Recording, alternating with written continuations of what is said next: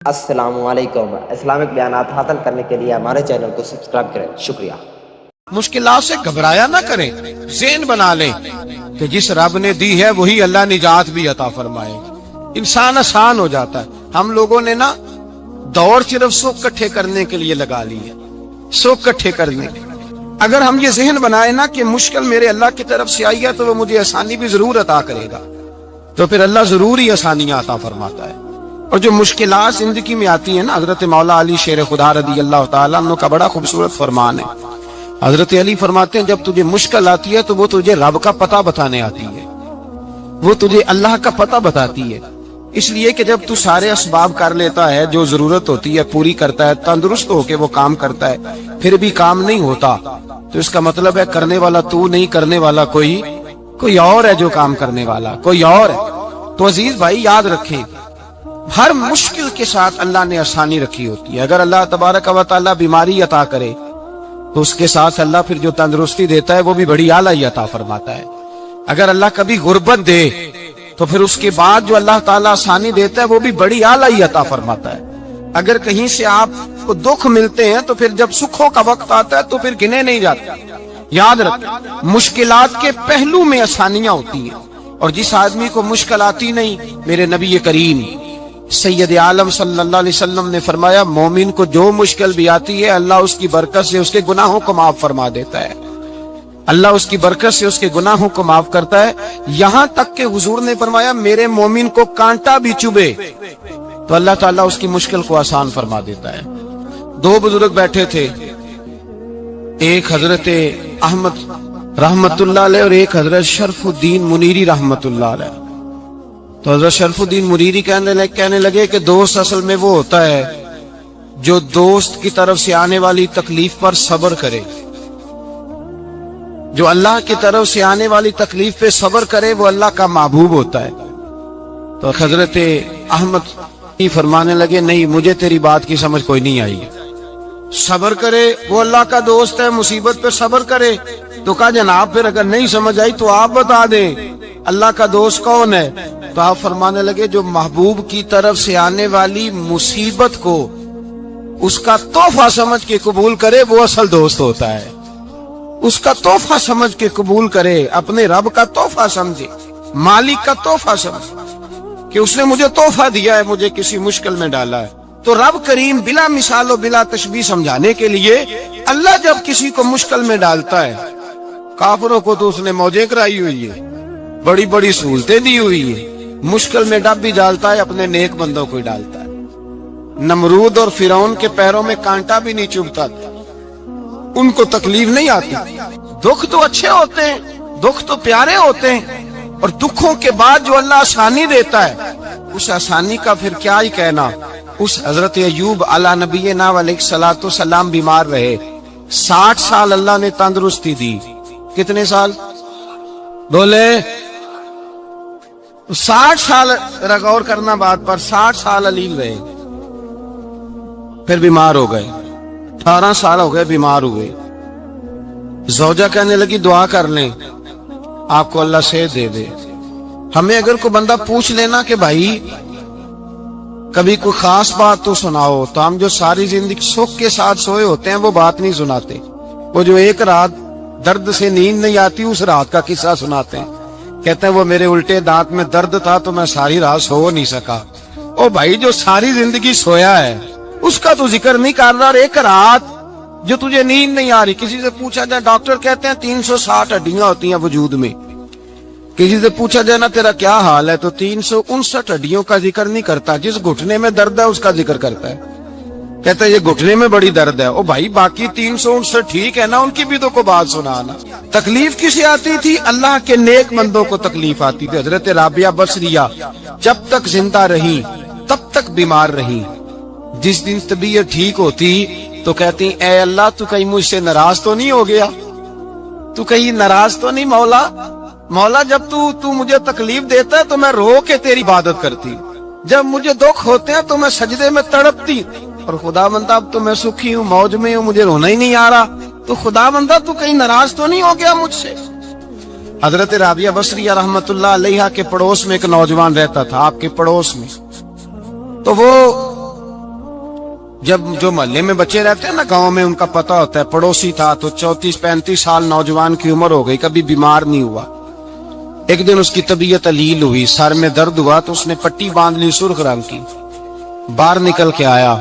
حضرت رابعہ بصری علیہ رحمہ نے دیکھا تو فرمانے لگے بیٹے خیر ہے؟ لگا جی اماں جی سر میں بڑی درد ہے۔ آپ فرمانے لگے کتنی عمر ہو گئی؟ کہنے لگا 34-35 سال۔ فرمانے لگے پہلے تو کبھی درد نہیں نہ ہوئی؟ کہنی اماں جی آج ہی ہوئی ہے۔ تو آپ فرمانے لگے 34 سال اللہ نے صحت دی ہے، تو نے شکر کی ایک پٹی بھی نہیں باندھی، اور آج درد ہوئی ہے تو شکوے کی پٹی تو نے فوراً ہی باندھ لی ہے۔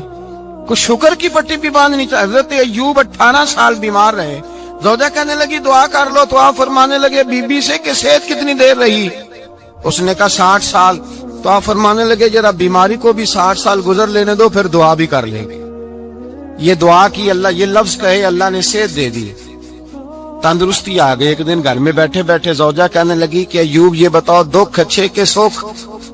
آپ فرمانے لگے سارے دن ہی اللہ کے ہیں، پر دکھ بڑے اچھے تھے۔ مجھ سے پوچھو تو دکھ بڑے اچھے تھے۔ کہا کس طرح؟ تو حضرت ایوب فرمانے لگے جب میں بیمار تھا تو 24 گھنٹے میں ایک دفعہ میرا رب میرا حال پوچھا کرتا تھا۔ ایک دفعہ میرا اللہ پوچھتا تھا ایوب تیرا حال کیا ہے؟ فرماتے ہیں 12 گھنٹے تو لذت ہی رہتی تھی کہ میرے رب نے میرا حال پوچھ لیا، اور اگلے 12 گھنٹے میں انتظار کرتا تھا مالک حال دوبارہ کب پوچھے گا۔ فرمانے لگے اب صحت تو ہو گئی ہے، پر اب میرا رب میرا حال تو نہیں نہ پوچھتا۔ بھائی مشکلات جو ہوتی ہیں وہ تو تجھے سجا دیتی ہیں، سوار دیتی ہیں، تجھے یاد آتا ہے کوئی اپنا۔ جب تجھے درد ہوتی ہے نا، تکلیف ہوتی ہے، پھر تیرا دل کرتا ہے کوئی کندھا ملے جہاں میں سر رکھ کے رہوں۔ پھر اسی لیے تو کسی درویش سے کسی نے پوچھا تھا اپنا کون ہوتا ہے؟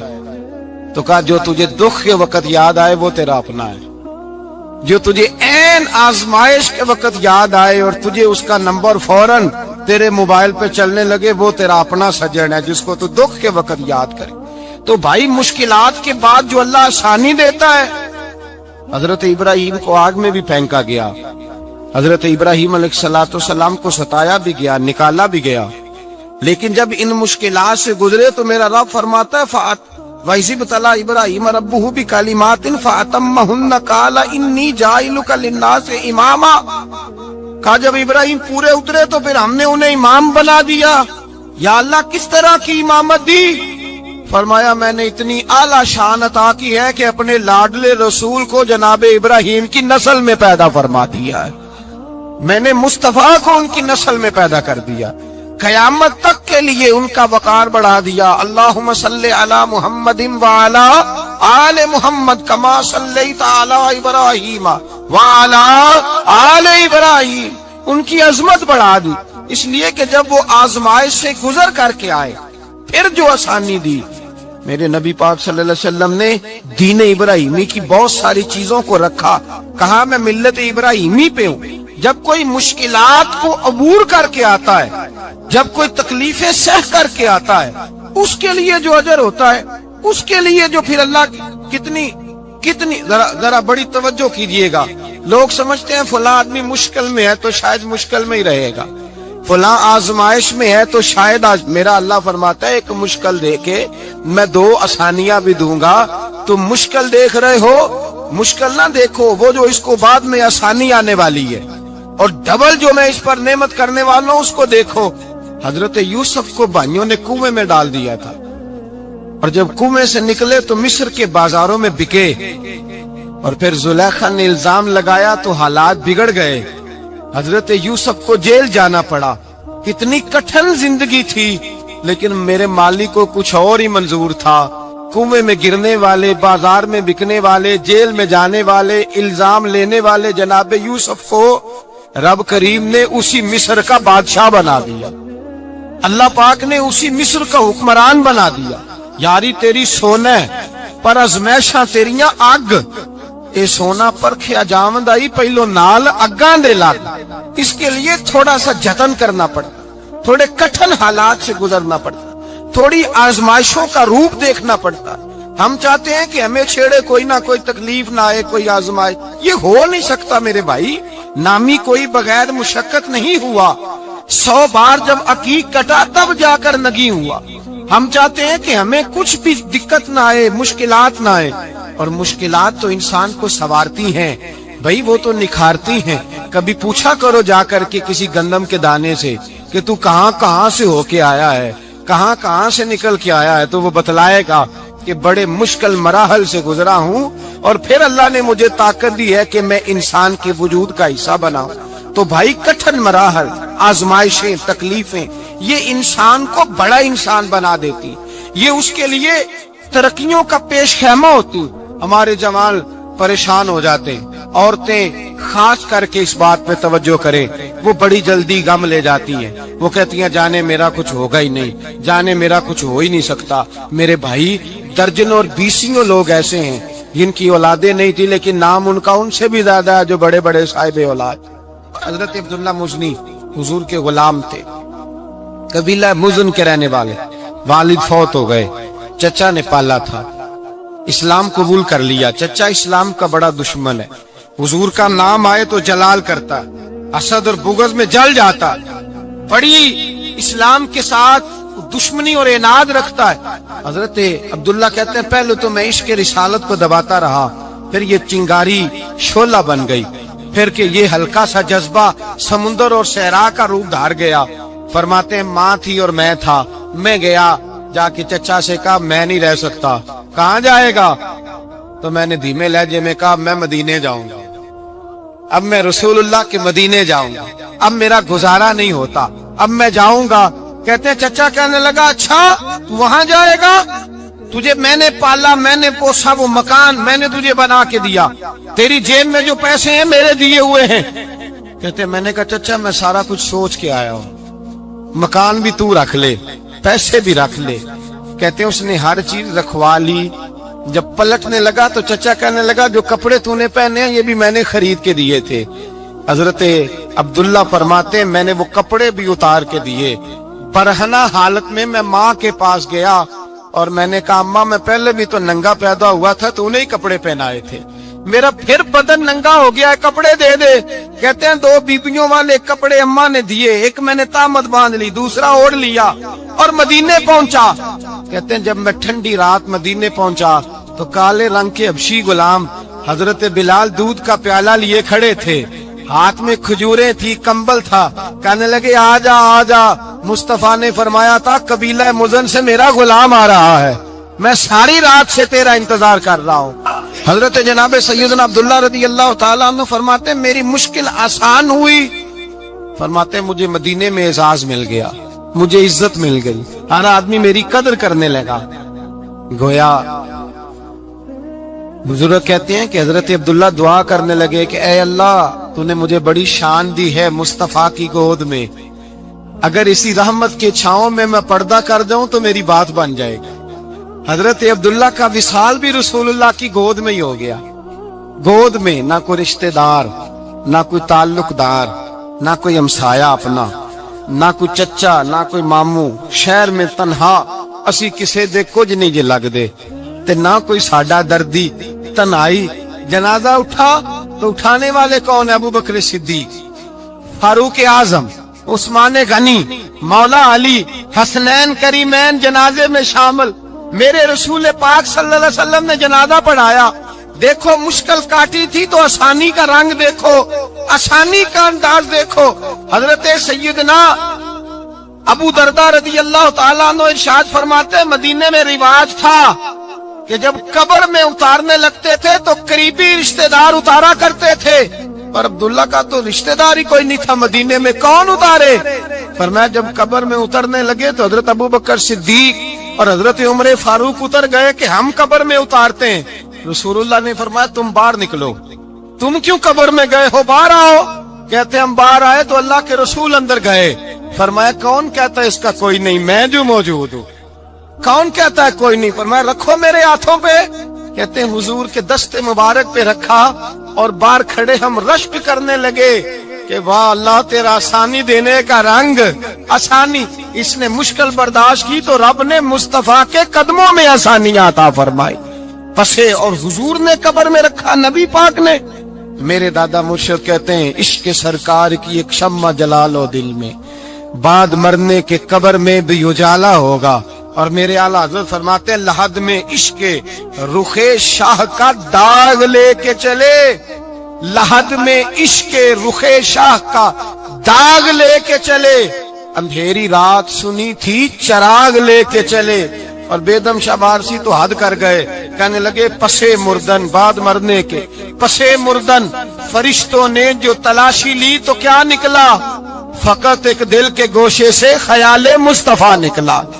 فقط ایک دل کے گوشے سے خیال. اور کامل پیرو نہ دے باہو قبر جنا دی جیوے. میرے بھائی نبی پاک صلی اللہ علیہ وسلم کے ساتھ وفا کی تنگی دیکھ کر دقت ساتھ دیا. مکہ مخالفت کرتا تو جناب فاطمہ حضور کا خیال رکھتی. فاطمہ بنت اسد بڑا پیار کیا, بڑی محبت کی مولا علی کی والدہ نے, ہر دکھ ہر تکلیف کاٹی, لیکن رسول کائنات صلی اللہ تعالی علیہ وسلم کا ساتھ نہ چھوڑا. اور یہاں تک روایات میں ملتا ہے کہ جناب فاطمہ الزہرا جب بیعہ کے ان کے گھر گئی تو باہر سے سودا لا کے دیتی. حضرت فاطمہ سے بڑا پیار کرتی, بڑی محبت, مشکلات میں ساتھ دیا. جب وصال ہوا تو فرماتے ہیں کوہرام مچ گیا مدینے میں.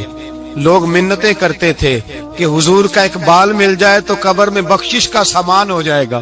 رسول پاک نے فرمایا جب جناب علی کی والدہ کو غسل دے لو تو کفن پہنانے سے پہلے میرے پاس آنا. کہتے ہیں جب غسل دے لیا تو عرض کی حضور غسل ہو رہا ہے, کفن کا کیا کرنا ہے؟ حضور اندر گئے, قمیض بدلی اور جو کرتا پہنا ہوا تھا اتار کے دیا. فرمایا وہ علی کی ماں نہیں میری ماں ہے, اس نے میرے لیے بڑی تکلیفیں سہی ہیں, بڑی مشکل دیکھی ہے. فرمایا اس طرح کرو میرے کرتے میں اسے کفن دو. حضور نے جنازہ پڑھایا, اپنے کرتا لباس مبارک میں کفن دلایا.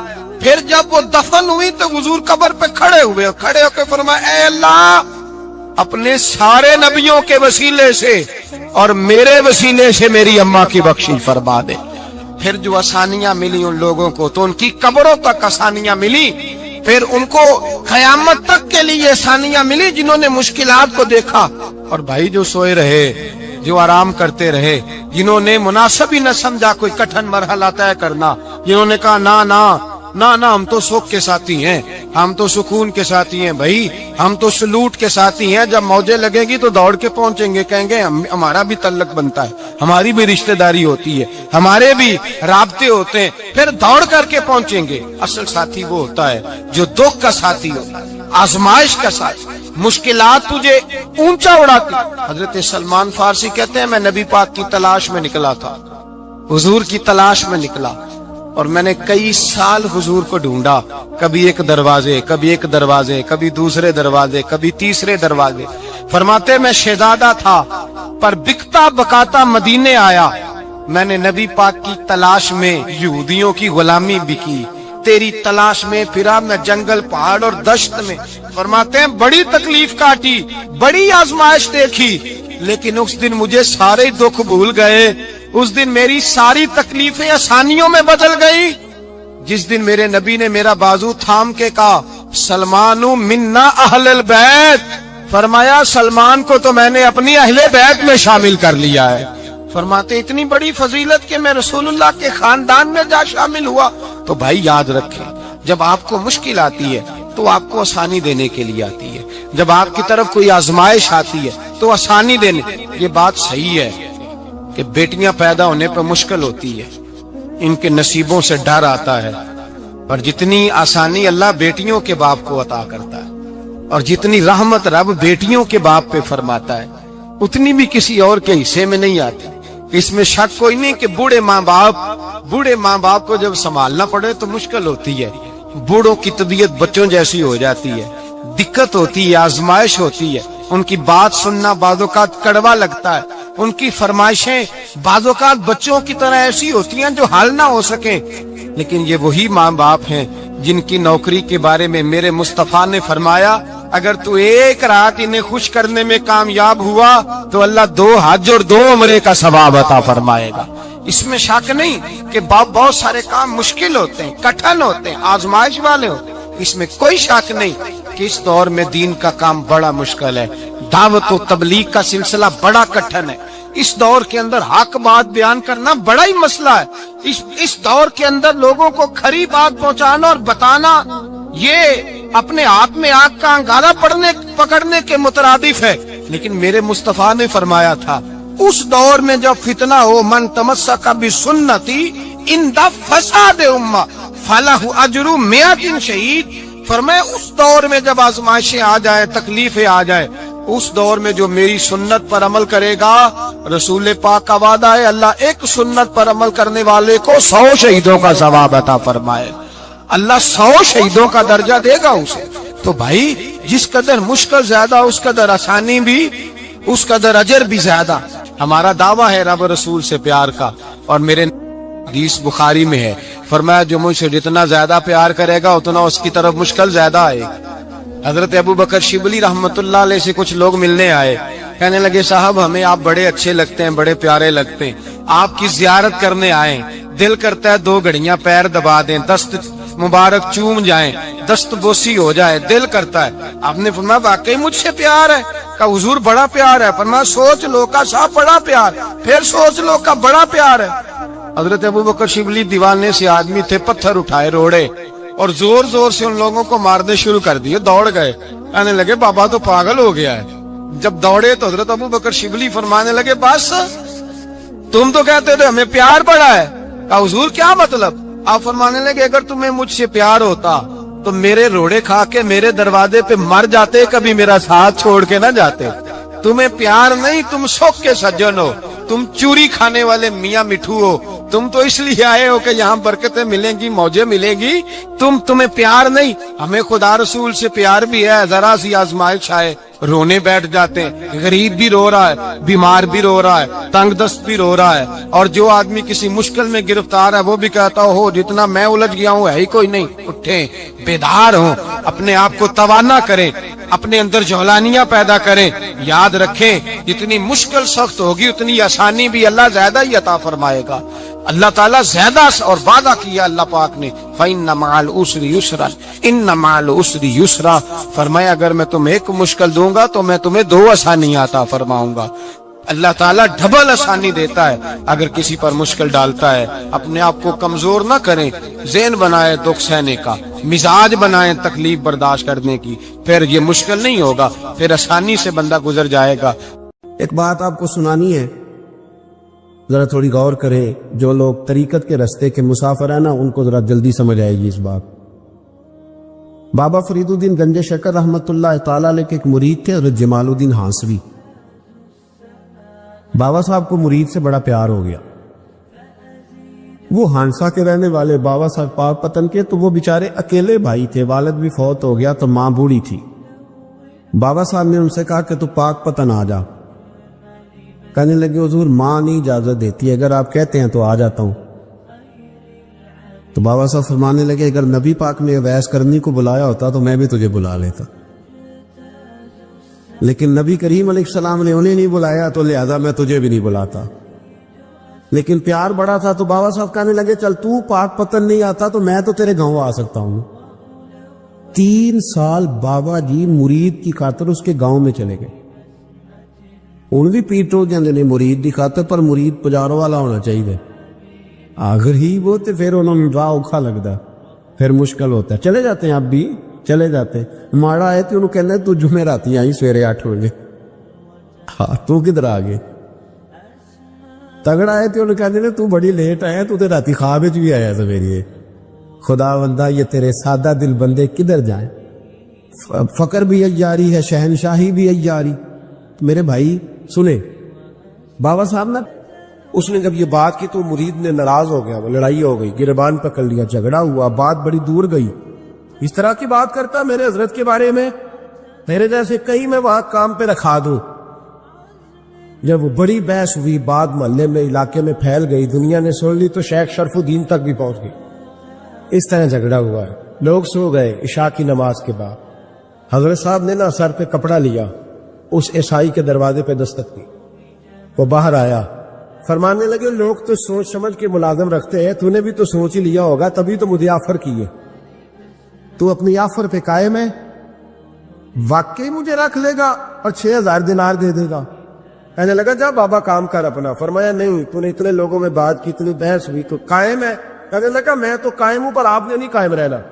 فرمایا میں سوچ سمجھ کے آیا. اس نے کہا آپ ڈیوٹی کریں کہ بھینسوں کو چارہ ڈالیں گے؟ فرمایا ایک شرط, بس جب اذان ہو جائے نا تو مجھے رب کی نماز پڑھنے کی اجازت دے دے, باقی صبح و شام جو تو کہے گا. اگر اس غریب کی بیٹیاں بیائی جائے تو مجھے اور کیا چاہیے, اس کی 6 بیٹیوں کا بوجھ ہے اس کے سر پہ, تو مجھے رکھ لے. اللہ اکبر. وہ کہنے لگا چلے پھر میرے ساتھ خط بندگی کر لے. آج کل ہم اس کام کرتے ہیں, اس زمانے میں خط بندگی ہوتا تھا, غلامی کا خط. قاضی شہر کے پاس, یعنی اس کا خیال تھا کہ چلو اس کام کی بات کروں گا تو بھاگ جائیں گے. فرمایا چل میں تیار ہوں. قاضی تک گئے, طے ہو گیا, 6,000 دینار دے دیے. حضرت نے مرید کو بلایا, فرمایا پتر یہ لے جا, جا میری بیٹیوں کو روانہ کر دے. کہنے لگا حضور یہ کیا کر رہے ہو آپ, کچھ سوچے.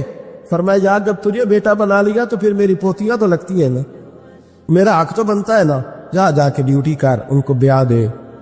بات پھیل گئی. بادشاہ بھی عقیدت مند تھا, وہ 12,000 دینار لے کے پہنچا. کیا بتاؤ ان رب کے بندوں کا دل کیسا ہوتا ہے, کیا درد ہوتا ہے, کیا رنگ. 12,000 دینار لے کے بادشاہ آیا اور آ کے حضرت کو پیش کیے کہ حضور آپ دیں اس عیسائی کو ڈبل دیں اور جائے کام کریں. آپ فرمانے لگے تو پیسے دے, شرطیں نہ لگا, میرا جہاں دل کرے گا میں خرچ کروں گا, مجھے تو مزہ ہی اب آنے لگا ہے. ابھی تو لطف آ رہا ہے, ابھی تو ذائقہ آیا ہے کچھ کرنے کو. پیسے دینے ہیں تو دے, پابندی نہ لگا, جہاں میرا دل کرے گا میں. اس نے کہا حضور ٹھیک ہے رکھ لے. حضرت نے فجر مسجد میں پڑھی, جیب میں 12,000 دینار تھے. اعلان فرمایا بھی کسی اور کی بیٹی بھی بیٹھی ہے تو پیسے میرے پاس ہے. وہ 12,000 دینار بھی بانٹ دیا, اور 12,000 دینار بانٹ کے نا تو پھر چلے گئے کھیت میں چارہ کاٹنے. اس عیسائی کو کسی نے بتلایا کہ ان کے پاس تو 12,000 آیا ہے, پر تجھ سے جان نہیں چھڑائی انہوں نے. وعدہ یہ ہوا تھا کہ 6 دیں گے تو جائیں گے, جب تک دیں گے نہیں تیرے گھر میں کام کریں گے.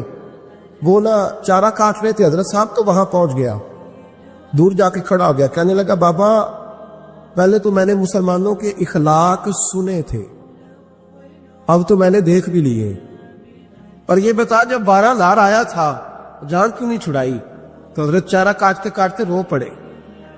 فرمانے لگے تو نہیں نہ جانتا یہ بیٹیاں سانجھی ہوتی ہیں, پتہ نہیں نا. میرے رسول پاک نے تو خاتم تائی کی بیٹی کے سر پہ کپڑا رکھ کے کہا تھا بیٹیاں برابر ہوتی ہیں. تو یہ نہیں پتا جب اس کی 6 بیٹیوں کی شادی ہوئی ہے میرے اندر روحانیت کتنی بڑی ہے. فرمایا پھر 12,000 آیا ہے تو 2-4 بچیاں پھر گئی ہیں, یہ نہیں پتا میں اندر سے راضی کتنا ہوں, میں تیری نوکری کرتا رہوں گا, پتہ نہیں اللہ کتنی بیٹیوں کو بیاہ دے گا. اتنا رویا وہ عیسائی کے پیروں میں بیٹھ گیا. کہنے لگا بابا میں نے تیری مخالفت کی ہے, پر تیرے قریب آ کے پتہ چلا ہے تو بہت اونچے اخلاق کا مالک ہے, اور اگر تیرا یہ مقام ہے تو تجھے اخلاق سکھانے والے محمد عربی کی شان کتنی ہے گی. امام مالک کے پاس ایک بندہ آیا, اس نے کہا حضور میں درزی ہوں, ایک ظالم بادشاہ مجھ سے کپڑے سلواتا ہے, میں تو ظالموں کا مددگار نہیں نا. ایک ظالم بادشاہ مجھ سے, حضور میں تو مددگار نہیں نا ظالموں کا. جو فرمایا ظالموں کا مددگار بھی ظالم ہوتا ہے, تو کپڑے لے کے آتا ہے میں سی کے دے دیتا ہوں, ذمہ داری نہیں. یہ ایک آدمی دکاندار ہے, اس سے کوئی بندہ چیز خریدنے آئے گا تو تھوڑی کہے گا میں نے نہیں دے دی, تو دے گا.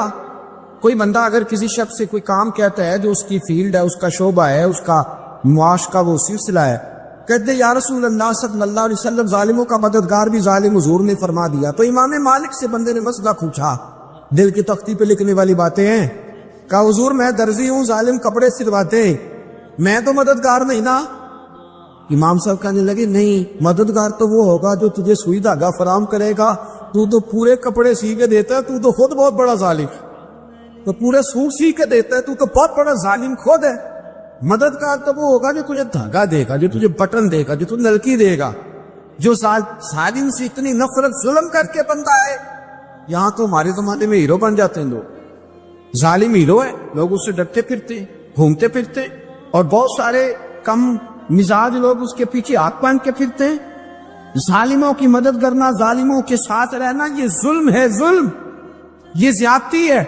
میرے نبی پاک صلی اللہ تعالی علیہ وآلہ وسلم نے ارشاد فرمایا, یاد رکھو رب فرماتا ہے میں مظلوم کی مدد ضرور کروں گا, چاہے جلدی کروں چاہے دیر سے کروں، میں مظلوم کی مدد۔ اور حضور صلی اللہ علیہ وسلم نے فرمایا ہے، حضرت معاذ بن جبل کہتے ہیں حضور نے مجھے یمن کا گورنر بنایا، جب میں جانے لگا نا تو حضور نے بڑی نصیحتیں کی، بخاری میں موجود ہے، فرماتے جب میں پلٹنے لگا تو میرے رسول نے فرمایا معاذ ایک منٹ ٹھہر جا، ایک بات میری یاد رکھنا، اس کو نہ بھولنا۔ کہا حضور کیا؟ فرمایا دیکھنا کسی پہ ظلم نہ کر بیٹھنا، کہیں تجھ سے زیادتی نہ ہو جائے۔ محبوبہ پھر حضور نے فرمایا سن میرے معاذ، میں تجھے گورنر بنا رہا ہوں، زیادتی نہ کر بیٹھنا۔ یا رسول اللہ صلی اللہ علیہ وسلم کیا ہوتا ہے؟ تو میرے کریم نے فرمایا جب مظلوم دعا کے لیے ہاتھ اٹھاتا ہے تو عرش کا مالک کہتا ہے فرشتوں پیچھے ہٹ جاؤ، عرش کا مالک کہتا ہے فرشتوں پیچھے ہٹ جاؤ، دروازے کھول دو۔ فرمایا مظلوم اور رب کے درمیان شے حائل کوئی نہیں۔ بڑے غور کے ساتھ سورہ مومنون کی ان ابتدائی آیات پر غور کرنا چاہیے۔ رب فرماتا ہے قد افلح المؤمنون، تحقیق مومن کامیاب ہو گئے۔ کون سے مومن؟ الذین ہم فی صلاتہم خاشعون، وہ جو اپنی نمازوں میں گڑ گڑانے والے، خشوع کے ساتھ، عاجزی کے ساتھ، انکساری کے ساتھ، ذوق کے ساتھ نماز پڑھنے والے ہیں۔ والذین ہم عن اللغو معرضون، اور وہ جو بیہودہ باتوں سے منہ پھیرنے والے، لغویات سے اپنا رخ پھیرنے والے، سنجیدہ لوگ۔ پھر ارشاد فرمایا والذین ہم للزکاۃ فاعلون، جو زکوٰۃ دینے کا کام کرنے والے ہیں۔ پھر فرمایا والذین ہم لفروجہم حافظون، اور وہ لوگ جو اپنی شرمگاہ کی حفاظت کرنے والے، اپنی شرمگاہ کی حفاظت کرنے والے۔ الا علی ازواجہم، مگر یہ کہ اپنی بیویوں پر، او ما ملکت ایمانہم، یا اپنی شرعی باندیوں پر۔ اس زمانے میں جو لونڈی خریدی جاتی تھی اس سے بھی وطی کرنا جائز تھا، اگرچہ اب لونڈیاں موجود نہیں ہیں تو یہ فعل بھی موجود نہیں، سوائے اپنی بیویوں پر یا شرعی باندیوں پر۔ فإنہم غیر ملومین، فرمایا جو یہ کام کرے اس پر کوئی ملامت نہیں ہے، اپنی بیوی کے پاس شرعی طریقے سے جائے یا باندی کے پاس جائے۔ فمن ابتغى وراء ذلك، اور جو آدمی اس کے بعد اس حد سے بڑھے، اس کے سوا کچھ اور کرے جو بندہ، فرمایا فاولئک هم العادون، یہ لوگ حد سے بڑھنے والے، جو لونڈیوں اور باندیوں کے علاوہ، اپنی بیویوں کے علاوہ کسی اور جگہ گندگی کریں، یہ حد سے بڑھنے والے، حدوں کو کراس کرنے والے لوگ ہیں۔ پھر ارشاد فرمایا والذین هم لاماناتہم وعہدہم راعون، اور وہ جو اپنی امانتوں اور اپنے وعدوں کی رعایت کرتے ہیں، امانتیں ادا کرتے ہیں، وعدے پورے کرتے ہیں۔ اور وہ لوگ جو اپنی نمازوں کی حفاظت کرنے والے ہیں، جن میں یہ خوبیاں آ گئیں، میرا رب فرماتا ہے نماز میں خشوع وضو حاصل ہو گیا، فضولیات سے بچ گئے، زکوٰۃ ادا کرنے والے بن گئے، شرمگاہ کی حفاظت کرنے والے بن گئے، امانتیں عہد پورے کرنے والے بن گئے، اپنی نمازوں کے محافظ ہو گئے۔ اللہ اکبر، قربان جائیں۔ مالک فرماتا ہے اولئک هم الوارثون، یہی لوگ تو وارث ہیں۔ یا اللہ کس چیز کے؟ فرمایا الذین یرثون الفردوس، یہ لوگ جنت کے وارث ہیں، یہ جنت کے وارث ہیں یہ لوگ۔ ہم فیہا خالدون، اور فردوس سے، جنت سے نکالے نہیں جائیں گے، ہمیشہ ہی جنت میں رہیں گے۔ یہ آیات اللہ کا مطالبہ بھی ہے، یہ آیات صحابہ، اہل بیت، اولیاء اللہ، ان تمام کی سیرت کا عکس بھی ہے۔ اور سب سے بڑھ کر سیدہ عائشہ صدیقہ فرماتی ہیں یہی تو آیات ہیں جنہیں اچھی طرح سمجھ لو گے تو تمہیں مدینے والے کے اخلاق بھی سمجھ میں آ جائے، حضور کے اخلاق بھی تمہیں سمجھ میں آئے۔ بڑے غور کے ساتھ سورہ مومنون کی ان ابتدائی آیات پر غور کرنا چاہیے۔ رب فرماتا ہے قد افلح المؤمنون، تحقیق مومن کامیاب ہو گئے۔ کون سے مومن؟ الذین ہم فی صلاتہم خاشعون، وہ جو اپنی نمازوں میں گڑ گڑانے والے، خشوع کے ساتھ، عاجزی کے ساتھ، انکساری کے ساتھ، ذوق کے ساتھ نماز پڑھنے والے ہیں۔ دیکھیں قرآن نے یہ نہیں کہا شروع میں کہ وہ لوگ اپنی نماز پابندی سے پڑھتے ہیں، بلکہ فرمایا وہ نمازوں میں عاجزی کرتے ہیں، وہ نماز میں خشوع کرتے ہیں، خضوع کرتے ہیں. نماز ہم بھی پڑھتے ہیں. ڈھیر سارے لوگ ہیں جن کا یہ مطالبہ ہے کہ میرا نماز میں دل ہی نہیں لگتا. پہلی بات تو یہ ہے کہ دل نہ بھی لگے تو نماز پھر بھی پڑھنی ہے. اور دوسری بات یہ کہ دل لگانے کو بھی تو کچھ انسان کے پاس چیزیں ہونی چاہیے نا، کوئی ضروریات ہوتی ہیں. سب سے پہلی بات یہ کہ مسئلہ نماز کا نہیں، مسئلہ اہمیت کا ہے. آپ نے اللہ تبارک و تعالیٰ کی ذات کی، رب کریم کے جلالت کی جتنی زیادہ اہمیت اپنے دل میں محسوس کر لی، اتنا ہی نماز کی طرف توجہ آپ کی بڑھ جائے گی. آپ سادی سی مثال ہے، غور کر لیں.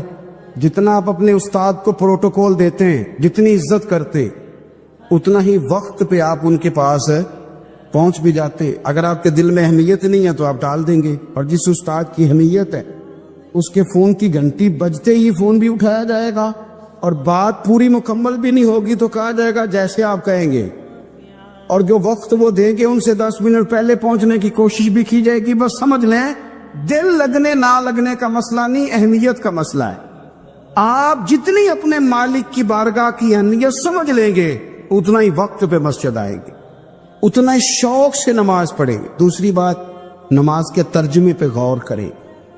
آپ یقین کریں اگر نماز کا ترجمہ ہمیں آ جائے نا تو ہمیں تو یوں لگے کہ ہم تو اپنے مالک کی بارگاہ میں عرض و معروض کرنے حاضر ہوئے. یہ سورہ فاتحہ ہی دیکھ لیں آپ.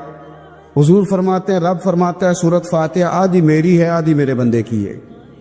جب اس نے کہا الحمدللہ رب العالمین الرحمن الرحیم مالک یوم الدین ایاک نعبد و ایاک نستعین، جب یہاں تک وہ لفظ کہتا ہے تو یہ حصہ میرا تھا. اس نے اپنے رب کی تعریف کی، اور جب کہا نا اس نے اہدنا الصراط المستقیم، اب بندے نے التجائیں شروع کر دی. اس نے کہا کہ مالک بھی تو ہے، رحمان بھی تو ہے، رحیم بھی تو ہے، عبادت بھی تیری کرتے ہیں تو مدد بھی تو تجھی سے مانگنی ہے نا. اب مہربانی فرمانا اہدنا الصراط المستقیم، ہمیں سیدھا راستہ دکھا دے. صراط الذین انعمت علیہم، ان لوگوں کا راستہ دکھانا جن پر تو نے انعام کیا ہے. غیر المغضوب علیہم ولا الضالین، ان کے راستے پہ نہ چلانا ان پر تیرا غضب ہوا، جو گمراہ ہو گئے ان کے راستے. تو نماز میں جب ترجمے پر آپ کا غور ہوتا ہے تو آپ کا تو دل خود بخود لگ جاتا ہے، شوق پڑ جاتا ہے آپ کا. تو اتنی چیزیں ہم زندگی میں یاد کرتے ہیں، تو اگر ترجمہ بھی نماز کا یاد کر لیں اور پھر شوق سے پڑھیں تو آپ یقین کریں طبیعت کھینچی چلی آئے گی. ہمارے ہاں کچھ لوگ نماز پڑھتے ہیں پر بڑی لاپرواہی سے پڑھتے ہیں، کبھی ادھر دیکھتے ہیں کبھی ادھر دیکھتے ہیں، کبھی بال سہلاتے. اور میں نے دیکھا ہے سجدے جا رہے ہیں تو سیانے سیانے بندے کبھی کپڑے کو چھیڑ رہے ہیں کبھی جگہ کو چھیڑ رہے ہیں. میرے نبی کریم صلی اللہ تعالی علیہ وسلم نے فرمایا ان لوگوں کا کیا حال ہے جو اپنی نماز میں نظریں آسمان کی طرف اٹھاتے ہیں. رکوع سے اٹھے تو اوپر دیکھنا شروع کر دیا، کیا حال ہے ان کا. اور پھر حضور نے ایک موقع پر تو سختی فرمائی، فرمایا جو نماز پڑھتے اپنی نظریں آسمان کی طرف اٹھاتا ہے وہ باز آ جائے، ورنہ ایسا نہ ہو کہ رب اس کی آنکھیں ہی چھین لے. باز آ جائے اس کام سے. خشوع کے ساتھ نماز پڑھے، عاجزی کے ساتھ نماز پڑھے، اس کا دل لگا ہوا ہو نماز کے اندر. میرے نبی پاک صلی اللہ تعالی علیہ وآلہ وسلم کے غلام حضرت انس بن مالک رضی اللہ تعالی عنہ فرماتے کہ رسول پاک صلی اللہ علیہ وسلم نے مجھ سے فرمایا تھا کہ بیٹے نماز میں ادھر ادھر دیکھنے سے بچو، کیونکہ فرمایا نماز میں ادھر ادھر توجہ کرنا یہ بندے کو ہلاک کر دیتا ہے. ہلاکت ہے اس میں اگر تم نے ادھر ادھر توجہ کی. نماز تم مالک کی بارگاہ میں کھڑے ہو اور تم دیکھ ادھر ادھر رہے ہو. تو ایک تو نماز عاجزی کے ساتھ. پھر فرمایا والذین ہم عن اللغو معرضون، وہ لوگ جو فضول باتوں سے، لغویات سے اپنا منہ پھیر لیتے ہیں، فضولیات سے. ہمارے یہاں نا بہت سارے لوگ ایسے ہیں جو بلا وجہ ان چیزوں میں دلچسپی لیتے ہیں جو ان کے مطلب کی نہیں ہے. ان کے مطلب کی مطلب آپ کسی سے ملنے کہتے کیا حال ہے، ٹھیک ہے جی. بچوں کا کیا حال ہے، ٹھیک ہے. بچے کتنے ہیں؟ تو بھئی آپ کو جب پتہ ہی نہیں تھا کتنے ہیں تو حال کیوں پوچھا آپ نے؟ آپ کرتے کیا ہیں؟ آپ کا بڑا بھائی کیا کرتا ہے، چھوٹا بھائی کیا کرتا ہے، ابا جی کیا کرتے؟ بھئی آپ کے مطلب کی بات نہیں، آپ مطلب کی مقصد کی بات کریں. بے مقصد باتوں میں الجھنے کی ضرورت نہیں ہے. دیکھیں اپنا ادارہ میں چلاتا ہوں, اپنا گھر آپ چلاتے, اپنی ڈیوٹی آپ کرتے. آپ کو زیادہ بہتر پتہ ہے کہ آپ اپنا گھر کیسے چلا رہے ہیں. مجھے زیادہ بہتر پتہ ہے کہ میں مدرسہ مسجد, مجھے زیادہ بہتر پتہ ہے اس کے اندر کون سی اصطلاح کس طرح کرنی ہے. یہ مجھ سے زیادہ بہتر کوئی بندہ جانتا نہیں. اب ہم کیا کرتے ہیں, جب ہم دوسرے کے کام میں مداخلت کرتے ہیں تو دو نقصان ہوتے ہیں. ایک تو اس کے ساتھ ہمارا رائے کا اختلاف ہو جاتا ہے, اور دوسرا ہمارے اپنے بہت سارے کام رہ جاتے ہیں, کیونکہ ہماری توجہ ہی دوسرے کی جانب تھی. اپنے بڑے سارے کام رہ جاتے. اس لیے بہت ساری ایسی چیزیں ہیں جن میں بلا وجہ کوئی مقصد نہیں. ہم پرانے لوگوں سے باتیں سنا کرتے تھے, ہمارے بزرگ کہا کرتے تھے جڑے پنڈ جانا نہیں, جڑے پنڈ جانا نہیں وہ راہ پوچھنے دی کی. لغویات میں نہ الجھے, فضولیات میں نہ الجھے, یعنی ٹو میں رہنا, ٹو میں. آپ یقین کریں میں نے پرسنلی طور پہ اس چیز کو محسوس کیا ہے کہ ہمارے بہت سارے اہم حقوق صرف اس لیے مس ہوتے کہ ہماری اپنے سے زیادہ توجہ سامنے والے پہ ہوتے. سامنے والے, میں نے دیکھا بڑے بڑے عجیب سوال اور بڑے بڑے انوکھے سوال, مطلب یہ کہ اتنی لمبی چوڑی, اور لوگوں کو بڑا پتہ ہوتا ہے یہ فلاں آدمی جو ہے اس کے بچے کتنے ہیں, وہ بیاہ ہے کہاں پہ, کس کس علاقے میں ان کی شادیاں ہوئی ہیں. اتنی تفصیلات کی ہمیں ضرورت نہیں ہے. ہم سے تو ہمارے بارے میں پوچھا جائے تو ہمیں اپنا معاملہ بڑا صاف ستھرا. دیکھیں کیا سونی بات کی مدینے والے رسول, قربان جائیں حضور کے جملوں پر. ایک شخص نے پوچھا حضور سونا اسلام کون سا ہے, خوبصورت مسلمان کون ہے؟ تو نبی پاک صلی اللہ علیہ وسلم نے فرمایا وہ خوبصورت مسلمان ہے جو بات اس کے مقصد کی نہیں, بے معنی ہے وہ بات وہ چھوڑ دے. بے مقصد باتوں سے الجھنا جو بندہ چھوڑ دے وہ مسلمان بڑا سونا مسلمان ہے. ہم کمزور اس لیے ہوتے ہیں کہ ہماری توجہ زیادہ دوسروں کی باتوں پر پڑتی ہے. پھر فرمایا والذین ھم للزکاۃ فاعلون, وہ لوگ جو زکوٰۃ دینے کا کام کرتے ہیں, صدقات کرتے ہیں, خیرات کرتے ہیں, وہ کامیاب ہو جاتے. پھر فرمایا والذین ھم لفروجہم حافظون, وہ جو اپنی شرمگاہ کی حفاظت کرتے ہیں. نوجوان میری بات پر توجہ کریں. فرمایا وہ لوگ جو اپنی شرمگاہ کی, والذین ھم لفروجہم حافظون, وہ لوگ جو اپنی شرمگاہ کی حفاظت کرتے. حضور غوث پاک رضی اللہ تعالیٰ عنہ فرمایا کرتے تھے دو چیزیں انسان اپنی سنبھال لینا, ایک پیٹ اور ایک شرمگاہ. تو فرماتے تھے ولایت اس کے بڑی قریب آ جاتی. ہم نہ ان لذات میں الجھ جاتے. سیانے سیانے بندے روٹی کمر سیدھی کرنے کے لیے کھانی چاہیے, زبان کے ذائقے کے لیے نہیں کھانی چاہیے. یہ زبان کا ذائقہ لگ جائے یہ کہیں کا نہیں چھوڑتا انسان. اپنی شرمگاہ کی جو لوگ حفاظت کر لیتے, کوئی بڑے سے بڑا گناہ کرنے سے بھی بندہ کافر نہیں ہوتا, بندہ کفر کرنے سے کافر ہوتا ہے. گناہ بڑے سے بڑا کرنے والا بھی گناہگار ہے, کافر نہیں. کہ بعض گناہ ایسے ہیں جو جس وقت بندہ کر رہا ہوتا ہے اس وقت وہ مومن نہیں ہوتا. میرے نبی کریم صلی اللہ تعالی علیہ وسلم نے فرمایا جب کوئی شرابی شراب پیتا ہے اس وقت مومن نہیں ہوتا. جب کوئی چور چوری کرتا ہے تو اس وقت مومن نہیں ہوتا, اور جب کوئی زانی زنا کرتا ہے تو تب وہ مومن نہیں ہوتا. اتنی دیر کے لیے اس کے دل سے ایمان نکال لیا جاتا ہے. یہ جو ہمارے لڑکے بن سمر کے نکلتے ہیں, یہ جو میک اپ کا خرچہ لڑکیوں کے برابر لڑکوں کا ہوتا جا رہا ہے, یہ جو لڑکے بھی رات کو چہرے پر کریم لگا کر کے سوتے, یہ بتا سکتے ہیں کہ مقاصد کیا ہے؟ بتا سکتے ہیں؟ یعنی بچے بھی بغیر شیمپو کے بال نہیں دھوتے. مثلا کیا کرنا ہے آپ نے اس کا؟ بڑی بڑی قیمتی چیزیں جو ہیں وہ آپ نے رکھی ہوئی ہیں, مقصد کیا ہے؟ یہ جو ہمارے بچے بن سنور کے نکل رہے ہیں تو کیا دعوت دے رہے ہیں سوسائٹی کو؟ شارٹ نکرے پہن کے جو نکلے ہوئے, اریاں لباس پہن کے نکلے ہوئے. اقبال نے کہا تھا دیار مشرق حوث میں غلطاں, شباب اریاں شراب اسیاں, جسے بھی دیکھو غری کے اسیاں. ہم ایسی تہذیب کیا کریں گے؟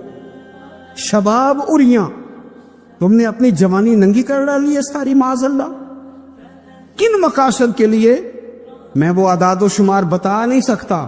ہمارے ہاں گند سستا ہو گیا ہے، لوگوں نے گناہ تک پہنچنا آسان بنا دیا ہے. آپ دیکھ لیں گندگی دروازے پہ اور گند موبائل میں. کیسے بچائیں ان بچوں کو؟ کیا کریں؟ کلیجے پھٹتے. ابھی باتیں سوچتے ہیں تو سوچتے ہیں آنے والی نسل کو کہاں لے جائیں، کہاں چھپائیں، کیا ایسا کریں کہ یہ بچ جائیں. خدا را قربان جائیں حضرت عثمان غنی پر. مصنف ابن ابی شیبہ میں صحابہ فرماتے حضرت عثمان غنی نا بڑے مالدار تھے. مال آتا ہے تو لوگ عیاش نہیں ہو جاتے، مال آتا ہے تو لوگوں کی خواہشات بہت بڑھ نہیں جاتی. بڑے مالدار تھے، مالدار بھی تھے اور سونے بھی بڑے تھے. حضرت اسامہ بن زید کہتے ہیں میں نے زندگی میں اتنا سونا بندہ نہیں دیکھا جتنے حضرت عثمان غنی خوبصورت تھے. پیسہ بھی حسن بھی، لیکن فرماتے ہیں کہ حضرت عثمان غنی سب سے بڑھ کر اپنی شرمگاہ کی حفاظت کرنے والے اور سب سے بڑھ کر صلہ رحمی کرنے والے، رشتہ داروں سے اچھا سلوک کرنے والے، حیا والے، شرم والے، پاکیزگی والے. آپ کا ذہن ہے، آپ صبح اٹھتے ہی ذہن بنا لیں کہ میں نے آج اتنا سبق پڑھنا ہے، آج اتنی تفسیر دیکھنی ہے، اتنی عبادت کرنی ہے، فلانی نعت میں نے دیکھنی ہے، فلاں خیر کا کام کرنا ہے، فلاں آدمی کے ساتھ نیکی کرنی ہے. صبح ذہن بنا لیں، آپ کا ذہن وہی کام کرنے لگے گا. لیکن اگر صبح اٹھتے ہی ذہن میں گندگی ہے، رات کو سوتے ہی معاذ اللہ ذہن میں وسوسے ہیں، تو سارا دن وہی چکی چلے گی، وہی انداز رہے گا. تھوڑا سا آپ کو اس کی نگرانی کرنی ہے، تھوڑا سا. ایک بڑی خوبصورت بات امام اعظم ابو حنیفہ کے ایک شاگرد گزرے امام محمد رحمۃ اللہ علیہ. خوبصورت بڑے تھے، کچھ خوبصورت تھے،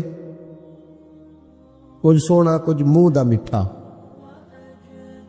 کچھ پیارے بڑے تھے، کچھ ان کا انداز یہ تھا کہ نفاست پسند بڑے تھے، بڑے نفیس تھے. نکلتے تھے تو تنہا نہیں نکلتے تھے. ایک دفعہ بغداد میں تشریف لائے تو بغداد سے انہوں نے ایک بستی اور میں جانا تھا، تو وہاں یہودیوں اور عیسائیوں کا بڑا غلبہ تھا.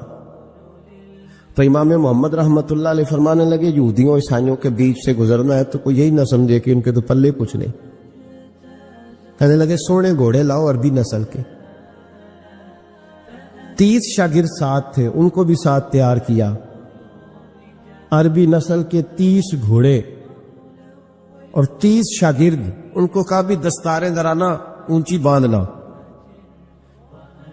تو دستاریں بھی باندھی انہوں نے کلے والی بڑی خوبصورت. شاگردوں کو بھی جبے پہنائے، خود بھی جبہ پہنا سفید رنگ کی. اعلیٰ نسل کی گھوڑی آگے آگے، پیچھے 30-32 شاگرد. اور جب آپ گزرے نا بغداد کے آگے اس علاقے سے، یہاں یہودی عیسائیوں کی بھی کثرت تھی. عورتوں کی عادت ہوتی تھی پرانے زمانے میں مہمان دیکھنے کے لیے چھتوں پہ چڑھ جاتی، کچھ اپنے دروازے پہ کھڑی ہو جاتی، کچھ دیکھتی کھڑکیوں میں سے کہ گزر رہا ہے کوئی مہمان. تو یہودیوں کی عیسائیوں کی بہت ساری عورتیں چھتوں پہ چڑھ گئیں. تو مسلمان نعرے لگانے لگے امام محمد آ گئے، امام محمد آ گئے. کچھ پہلے ہی بڑے حسین تھے، پہلے ہی بڑے خوبصورت تھے، کچھ حضور کی سنت کا نور چڑھا ہوا تھا، کچھ دائیں بائیں شاگرد تھے، پھولوں کی پتیاں گر رہی تھی. تو جب محمد محمد کے نعرے لگنے لگے نا تو ان عورتوں نے امام محمد کا جلوہ دیکھا. تو دیکھا دیکھی کام کیا شروع ہوا، ایک نے دیکھا تو اتنی محو ہوئی کہ اس نے کلمہ پڑھنا شروع کر دیے. اس سے کلمہ سن کے تو دوسری نے بھی پڑھا،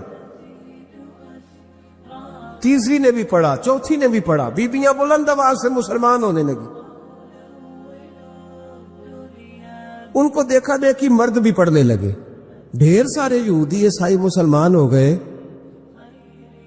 ایک مسلمان ان سے کہنے لگا تمہیں غلطی لگ گئی ہے، یہ ہمارے نبی محمد نہیں. تو میاں صاحب کا نام محمد تھا نا، تو کشمیر کے لوگ کہنے لگے شاید وہاں کے ہندو سکھ وہاں کے جو تھے کشمیر کے، وہ کہنے لگے شاید وہی محمد ہے. تو فرمانے لگے میں تے بندہ ٹھگ جے لوکو، میں تے بندہ چور جس دا خلقت کلمہ پڑھ دی او محمد غور. میں تے بندہ ٹھگ جے لوکو، میں تے بندہ چور جس دا خلقت کلمہ پڑھ دی او محمد ہور.